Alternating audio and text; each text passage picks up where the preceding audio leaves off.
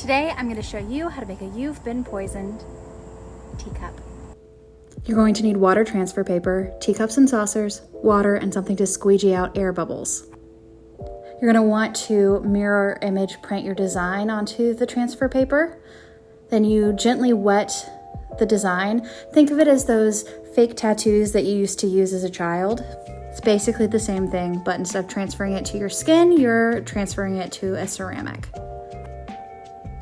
I recommend that you make sure your teacup has a wider bottom. The more narrow it is, the more difficult it can be to do the transfer.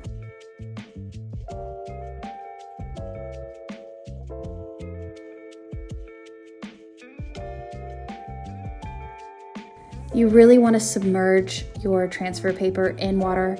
Leave it in there for about 30 to 60 seconds. Make sure that it's very wet.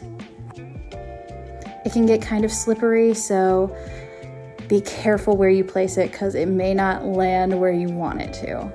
And it's really important to make sure that you get out all air bubbles. I'm just using a rubber spatula.